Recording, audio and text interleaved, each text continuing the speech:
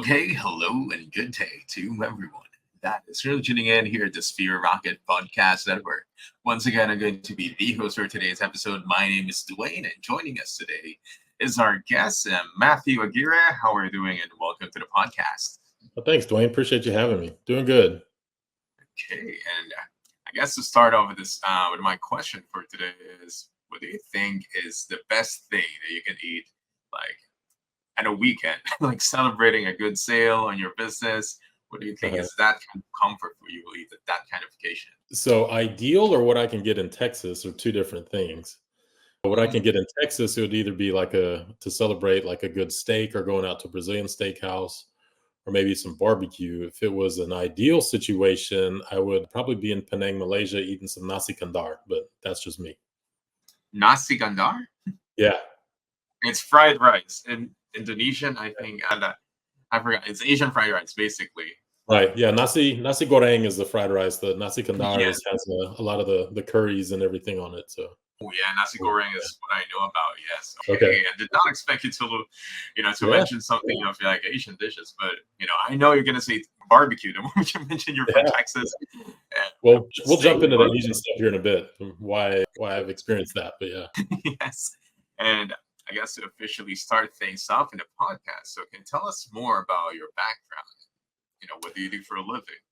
Okay, so I'm a realtor now in New Braunfels, Texas. I'm in my ninth year of real estate. I got licensed in 2016. I was working as a police officer for the New Braunfels PD. I think at that time I'd been a police officer about 7 years or so. And I just finished my bachelor's degree. I was getting my master's degree in business. And a friend of mine approached me and she's like, "Hey, you should go and get your real estate license. The market's really good right now. You're really good at talking to people." And that's a lot of it right there. So I'm like, okay. So between my spring and summer semesters, I jumped online, took the courses, and got licensed as a realtor and started doing it right away. And a lot of my first clients were people at the police department or their families. So I did pretty decent, as for a side business in that first year. I started to pick up a little bit more the next year. The next year is when I met my wife, my now wife, and then jumped to 2018. We were about 2 months away from getting married. And where we're at, we have to work a lot, like a lot of weekends, and especially weekends during the summer because we have two recreational rivers. And it's a lot of time away from home. The divorce rate is already high enough with law enforcement. So I didn't want to put her through that. I'd already missed a lot of holidays and special occasions with my family, like my siblings and my parents, and I didn't want to do that with her and the family we were going to be starting. So it was a Wednesday night. I prayed about it, what I should do. Thursday, God spoke to my heart, and Friday I went in and put in my notice and served out my 2 weeks, and then I just started doing real estate full time. That's kind of how I got into it. Yeah, that's quite an interesting shift in career. Working for like 7 years and in the police department, correct? Oh, 7. Yeah, I was doing it for 7. I did it for 9 total. I was at 7 years whenever I got licensed as a realtor, but Oh, yeah, I did 9 that's years, and I stayed on as a reservist for our district attorney's office here. So I've got a total of 15 years in service, but only 9 of it was full time. The rest of it was reserve time. okay. So pretty much you started off real estate while you were doing the working in the police department as a Right. side job, kind of like as making more money. Yes. And eventually, I guess you realize and how much flexibility that this kind of work does. Of course, it's quite different in terms of like Right. what kind of tasks you need to do in your work. So Oh, those two absolutely. different things. How did you like? I don't know. Fell in love with real estate, knowing that you were doing something for several years right now in a different kind of industry. Because it's still something where I can still serve, be of service and help people. That's one of the main reasons I got into law enforcement, is to help people. So it was still along the same lines. I can still help people, but in a different aspect. And I really enjoyed that. I like the flexibility that it gave me. There's a lot of realtors out there that are, oh, I work 24/7, I work, you know, 7 days a week, and that's just silly. They're doing something wrong. Maybe they need a VA. But yeah, I like the flexibility that it gave me, and it wasn't as stressful. So having done what I did and being involved in, countless high stress situations. When it comes to real estate, I'm like, it's all relative, but it's like, okay, yeah, this isn't as stressful as people, make it out to be. It's not as bad. So, but it gave me, you have to build up a lot of emotional intelligence in law enforcement, and, to handle these high stress situations and just the day-to-day stuff. So having that, going into real estate, you don't take anything personally, and you don't let the stressful stuff really bother you. That really helped out. And then the negotiations, when it comes time to negotiating contracts and things, and just kind of, dealing with people in general, and dealing with the opposing side. If I'm a buyer's agent, dealing with the listing agent, to where everybody kind of comes out in a win-win situation, and everybody's happy. So And I would also like to ask, since I guess a lot of people would trust you more knowing that you came from a background of law enforcement coming to real estate. But at the same time, I'm pretty sure people will get a bit confused at first. Oh, you're with the law enforcement, and then oh, you're also selling real estate now. How did you take that approach, knowing that especially if you went full time in real estate, how were you able to establish your reputation as an agent to get more clients, knowing that you're from originally a different kind of profession? How people so when I first started out full time, in 2018, it was pretty easy because so many of my clients came from my sphere, and a lot of those were police officers. So I represented a lot of police officers, whether it's buying, selling, both sides, and a lot of my business came from there. I had a good network of people already before that as well. I tend to make friends easily, and then those friends usually stick around for a long time. So even like those people would call me, like, because I had obviously announced on social media that I was leaving the police department, and letting my friends and family know. I'm like, well, especially my friends, that hey, I'm a full-time realtor now. So I'd get those phone calls, and hey, can you help me? And a lot of that. And I was on a team at the time too, so that kind of helped also. So my team lead would funnel down some leads to me, and got a couple of buyers out of that. But yeah, so the first couple of years was just working my sphere. I wasn't doing much in the way of successfully doing any kind of social media campaigns, or had a really great social media presence. That didn't come until like 2020. So I guess social media definitely plays a pivotal role in terms of like, you doing your real estate business, getting the word around. And that being said, you mentioned that the first couple of years you were building your sphere, and it's quite different because before you were doing it as a side job.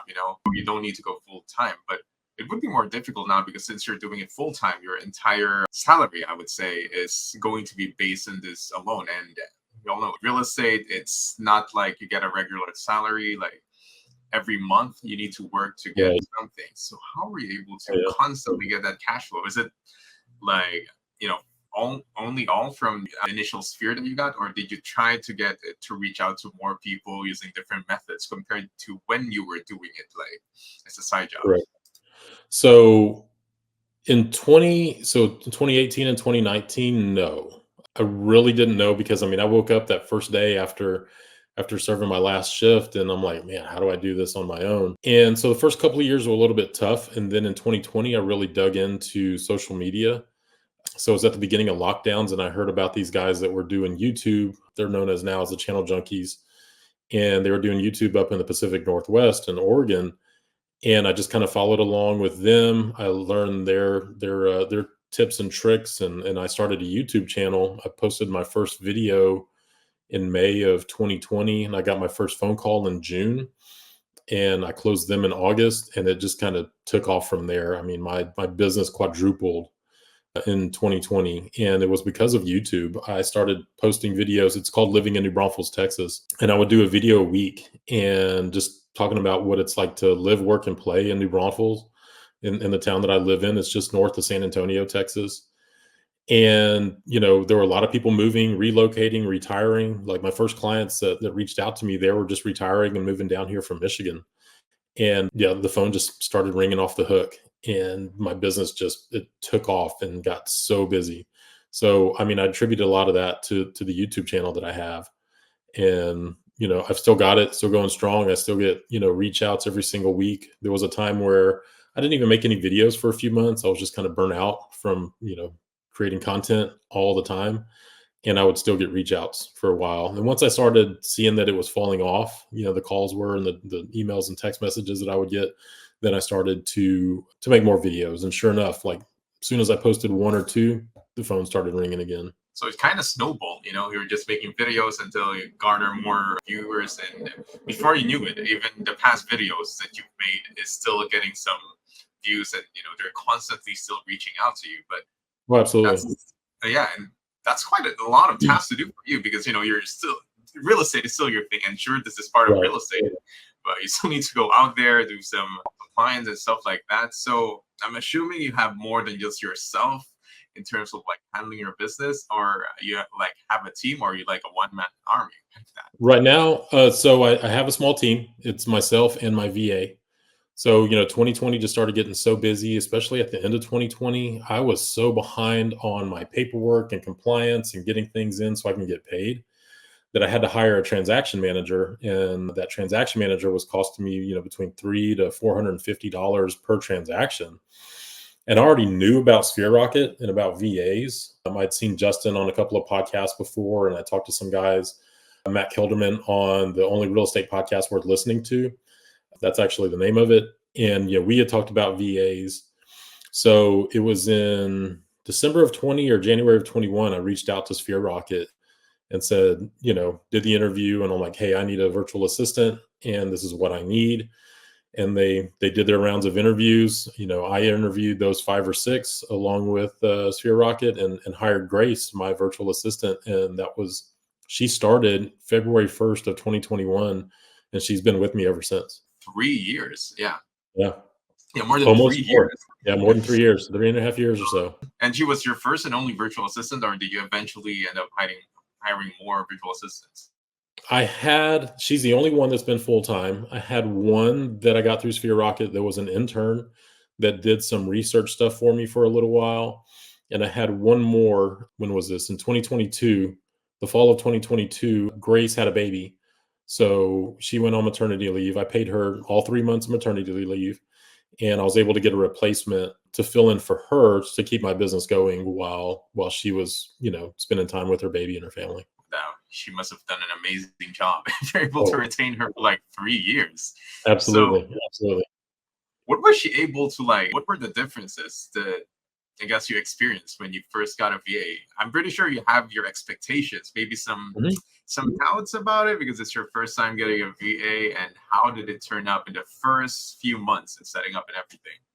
I really didn't have any doubts about it. I just, because I knew, I'd heard Justin speak. I knew other people that had VAs through Sphere Rocket, and I just trusted the process. And that's the main thing. I listened to what, Justin and Shireen and whoever else had to say. And when I hired her on, her first 2 tasks were, hey, I want you to go on, and people are going to realize my secret now. Go onto my Facebook, gave her access to that.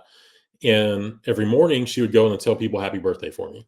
That was the main thing, because I would fall behind on that. I wouldn't tell people. So that's just reaching out to, my Facebook friends, and she would send them a happy birthday message every single morning. The second task that she did was training. And so every day, like first thing after she checked in, happy birthdays. The next thing that she would spend the rest of the day on was training and learning how to use my CRM. So I didn't, I had other stuff I needed her to do, but the most important thing was, hey, learn this first. I put her in with a course so she can learn everything, and she went through it. So yeah, the first thing that she did, probably the first 2, maybe 3 weeks, was learn how to use that CRM. And that was huge. So she could go in there and clean it up, and, start campaigns and put people in and organize it. So that's what I really needed for one. So that was February 1st. And then March 24th of 2021, my family and I, we experienced a house fire, and 4 a.m, snatching the little ones. My son was 2 years old. My daughter was 5 months old, grabbing them out of the cribs and leaving the house and losing everything. And the Grace checked in with me that morning, and I told her, I was like, hey, we had a fire. We lost everything. I need you to, I'm not going to be available. I've got other stuff I've got to deal with. Still check in with me, but I need you to just kind of work. And she did. She went to work. She never had any issues. She knew what she needed to do. And then she did it. And it was awesome. I really needed her at that time.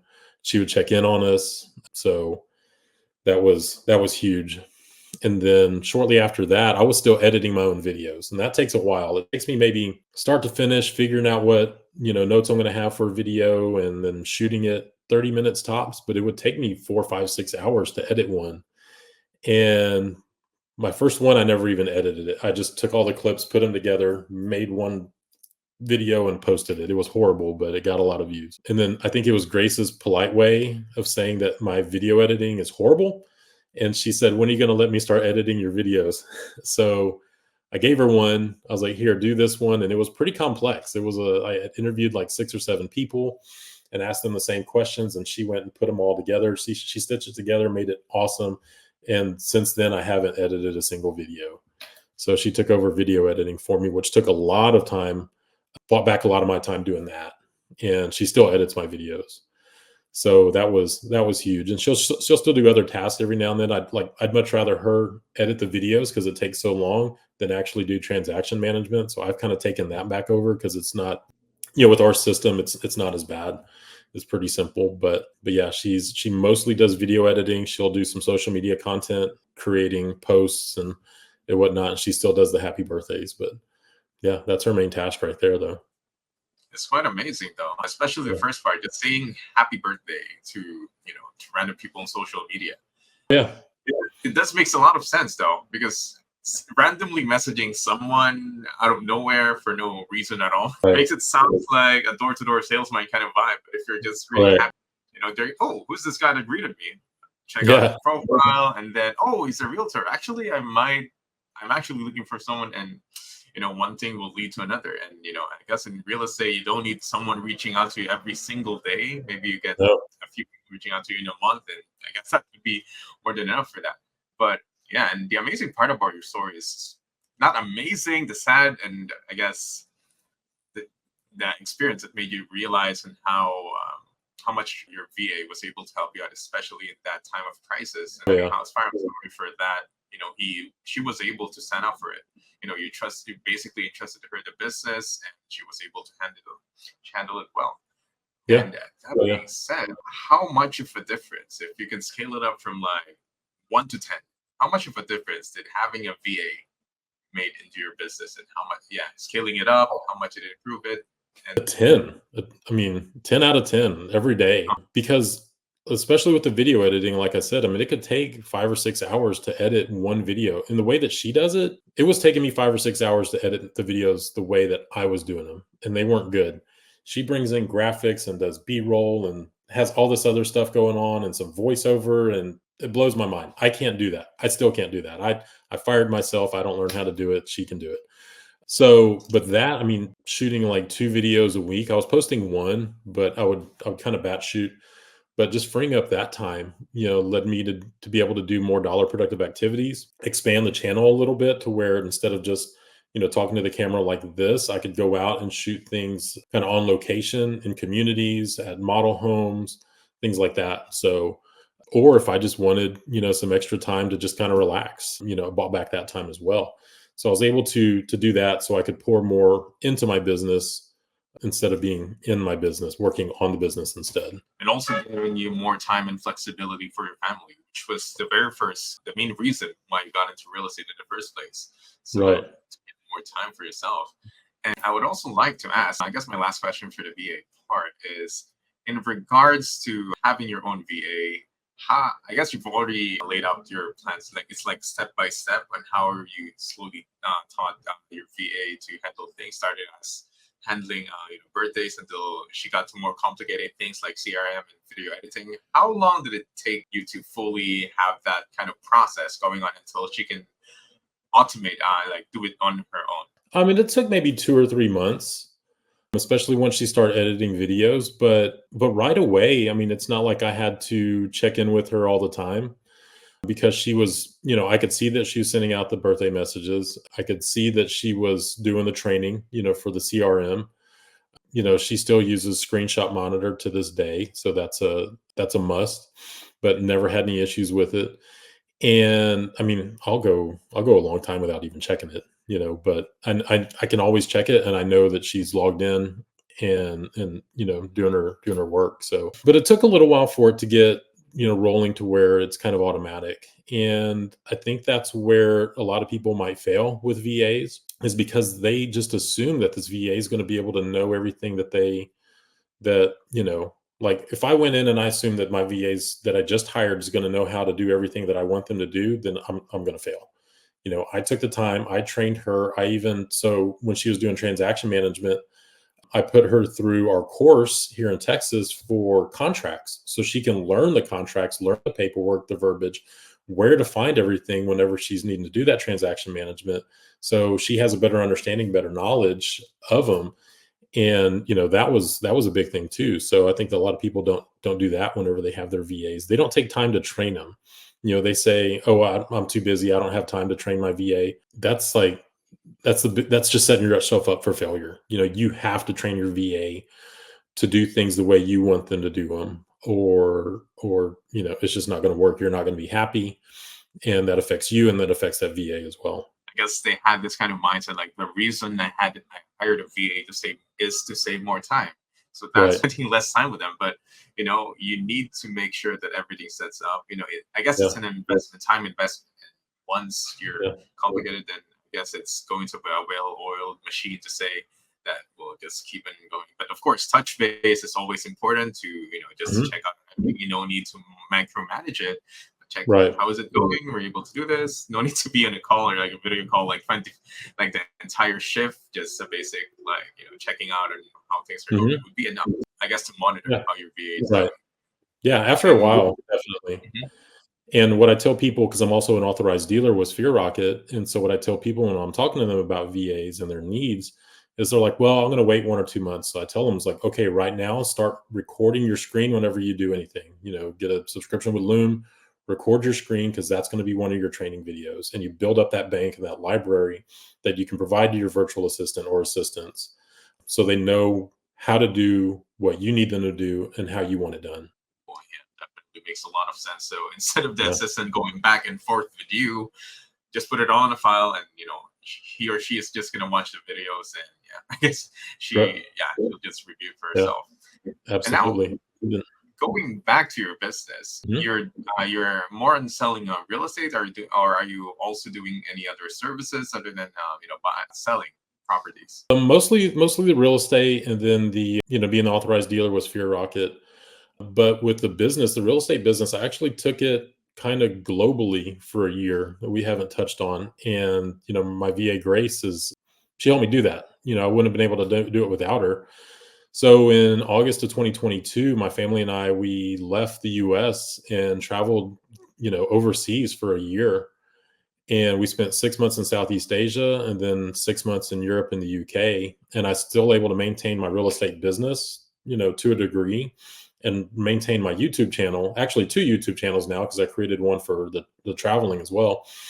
And so I would shoot my real estate videos wherever we were at. I shot a lot in Vietnam because they had great lighting in our Airbnb there, but I still shot my videos, and she would edit them. We would get them uploaded to YouTube. I would still get calls coming in, and then I would refer them out to my referral partners that I started working with back in the US. And so I was still able to make money and maintain my YouTube channel and my business while we were gone out of the country for an entire year. That's the kind of life, traveling all over the world, but still able to work. And just to confirm, you're working globally? Are you also selling properties globally, or still no clients? Yeah, no global clients. It was still all around here in New Braunfels and San Antonio, but no, I just took myself globally so I could leave the country. And so I've got it set up that way. And there's other ways to do it where, like, I never even have to refer anything out. It's just all just remote. But we'll explore that maybe next time. So I guess you also kind of became a VA, being able to work anywhere. So absolutely. Yes, that's awesome. And in terms of locations, which properties in the United States are you selling properties at? Is it also in Texas? Yes, it's in Texas, only in Texas. So just in my little region, just in around the San Antonio area. I don't sell anywhere else in the state. I really don't even go down into San Antonio, into the main city. It's just too much traffic and it's too big, and I'm not familiar with it anymore. I mainly stick to New Braunfels, Texas, and Seguin. those are my two main markets right there. Yeah, I guess in Texas, it's growing a lot. You've got Tesla over there, but the best things about people investing in Texas instead of other major cities that we all already know about. I don't know. People just seem to flock here. They come here. We're a tourist town, and they just kind of end up falling in love with it, or they see my videos on YouTube.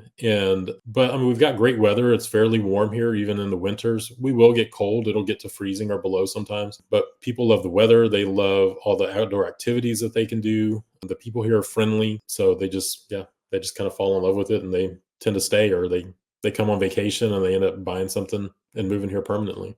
See, and how affordable is Texas right now? Is it like New York prices, or is it not? No, we're still more affordable than, say, New York and California. There's some other states that are out there that are more affordable, such as like Ohio, but you don't have a whole lot of people moving there. After COVID and people were starting to relocate, our prices went up. Home prices and everything. I mean, it went up like 20%. In a year. But that was because of supply and demand. There weren't enough homes, and then people were having to put in, multiple offers on houses and paying above asking price. So that drove the prices up, but that was just kind of everywhere too, though. See, and I guess what would be your advice to anyone that's going to be buying property? Like, is there any specifics that most, let's say, new home buyers should look Mhm. out looking to start a new home? If it's like, say, a first-time home buyer, Yeah, let's say, yeah. yeah, if it's like a first-time home buyer, I always educate people on, first-time home buyers to consider new construction, because if they're going into it for the first time, then you kind of want to have that warranty that a new construction home will offer, because they'll usually have a 1 or 2 year workmanship warranty, a 2 year warranty for your everything behind the walls, like your mechanical stuff, and then a 10-year structural warranty. So you kind of want to have that, because if you buy something that's maybe 15 years old, you might be inheriting 15-year-old problems. But when I tell people that are wanting to move to New Braunfels, I mean, I tell them the number one thing that they've got to do, the very first thing, is to call me. So after that, we'll get everything figured out. I'll guide them through it. I always tell them, don't worry, I'll feed you, baby bird. We'll take care of you. Of course, to call Matthew here to making sure that, I guess, you just do more than just giving them the right homes, but of course, matching the right properties for the right people as well is really do. And Yeah. I guess my last question for this podcast is, what do you think is the thing that got you to stay in real estate?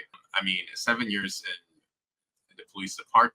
Now, I'm pretty sure you're making money already in the police department. You said that it's flexibility, but other than the flexibility of having being able to control your time while working, what Mhm. do you think is something that gets you through and still working passionately and still so I guess still energetic in terms of like being in the real estate and working every day?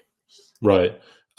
Getting to meet different people is one. And, it's kind of it's a community, of other realtors and the new home sales representatives and the custom home builders. So I kind of like that. I mean, the main two things are, and it's huge with the flexibility, because I can go and, I pick up my son every day when he gets off the bus from school.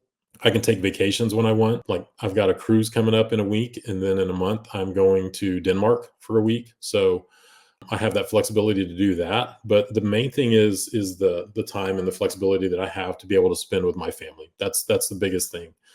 I put my family before everything else. I will burn this business to the ground, for my family if I needed to. If it came down to it and I needed to leave this and go do something else so I can have more time with them, I would do it. Absolutely. And the money's good. So that kind of helps.